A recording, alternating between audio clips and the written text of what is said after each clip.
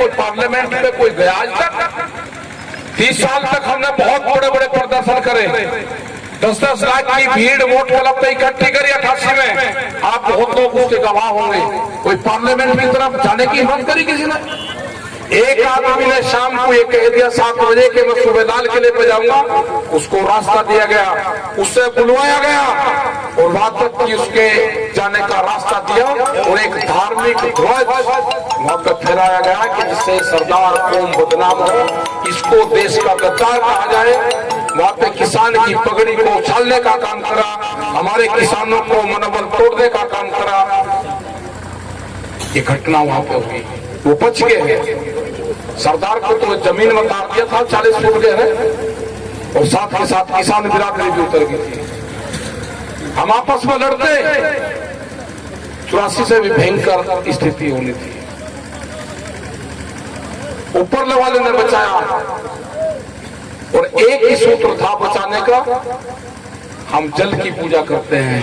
ऊपर वाले से भगवान से कहते हैं जब पानी नहीं आता कि परमपिता परमात्मा हमको पानी दे दे ऊपर से, वो ऊपर से बरसता है। उसी ने यहाँ पर बचाया है इस आंदोलन का, इस किसान बिरादरी का, इस पगड़ी का जो सम्मान रखा है वो जल ने रखा है।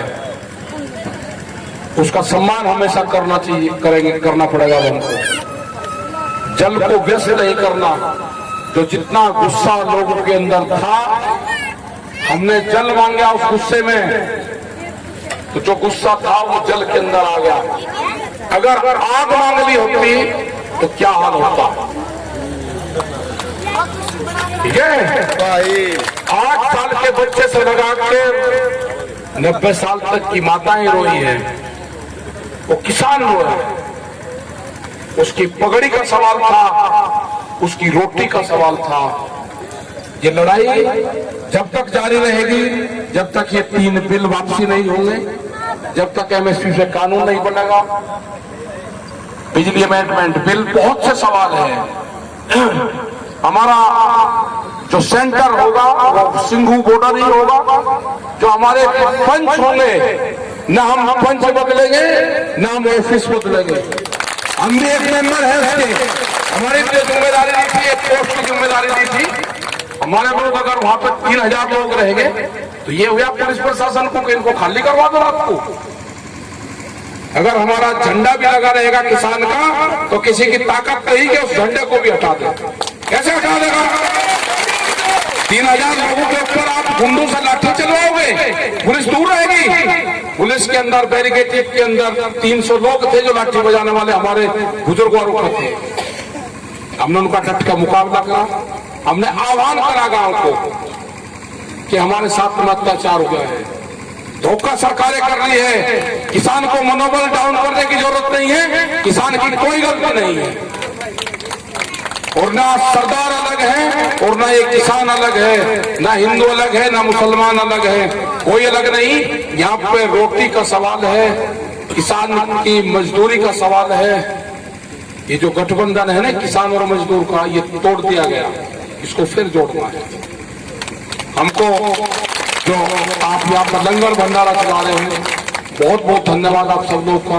और रात के टाइम पे भी आप यहाँ पे हो, उसका भी बहुत धन्यवाद। हमें यहाँ के हरियाणा के रास्तों का नहीं पता कि कौन सा रास्ता कहाँ से लिंक है, लेकिन जब हम वहां पर करने लगे बहुत भयंकर भीड़। हमें तो था कि मंच पे जाएंगे, बोल पा जाए, मंच पर सब टूट गए, लाखों की भीड़। उस आगे गए टोल पे लाखों की भीड़, गाँव काट गए।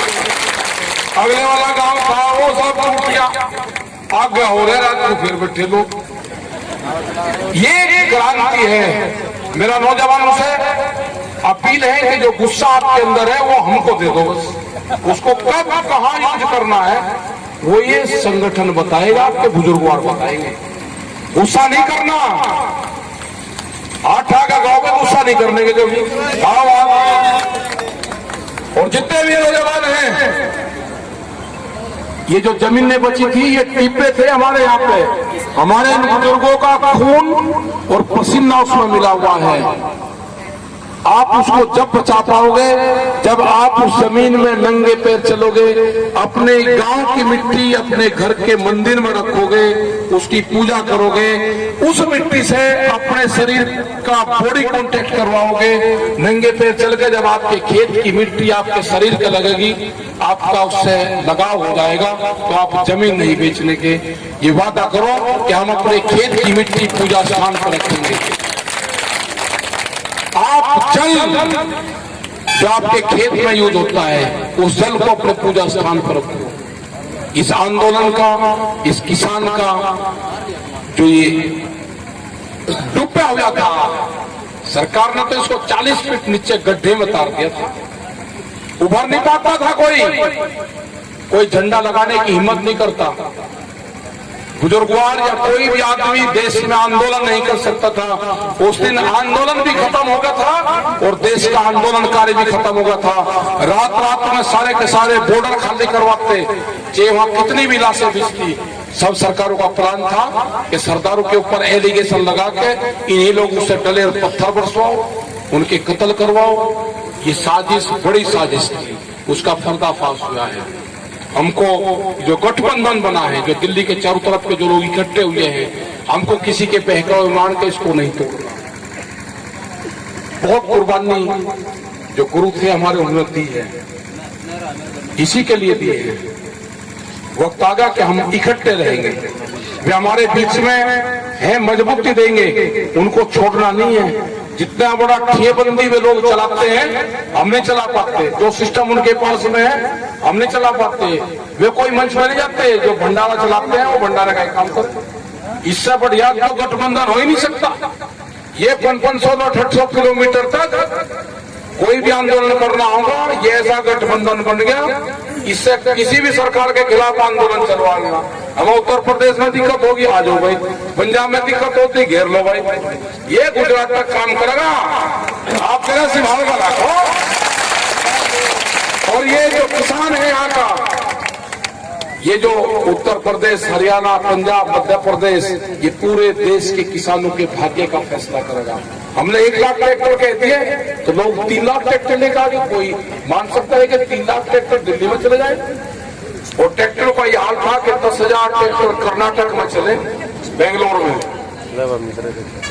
छत्तीसगढ़, झारखंड का कृषि मंत्री कल जल लेकर आया, सरकार की तरफ से लेकर आया, वहां के पूरे किसानों की तरफ से लेकर आया और कहा कि 90 किलोमीटर की यात्रा इन काले कानूनों के खिलाफ कृषि मंत्री ने वहां पर निकाल दी। वे खबरें नहीं आती, पूरे देश में आंदोलन चल रहा है, घबराने की जरूरत नहीं, ये आंदोलन भी चलेगा, सरकारों को बात भी माननी पड़ेगी। और किसान के पगड़ी के सम्मान में अगर किसी ने उंगली उठाने की कोशिश करी तो उसका जो इलाज होता है, वे पहले बयान दे रखे, वे बयान भी वही है, हम भी वही हैं, ये किसान पंचायत भी वही है और ये खाप पंचायत भी वही है। ये खाप पंचायत करती थी, उनका सबका इलाज यही तो फार्मूले थे, वे सारे के सारे वही है। न हताश होने की जरूरत है और मजबूती से अपना काम चलाओ। फैसले वो पंच करेंगे, हमारे फसलों के फैसले किसान करेगा, पंचायत के फैसले पंच करेगा। ये नारे के साथ में आप सब लोगों का धन्यवाद।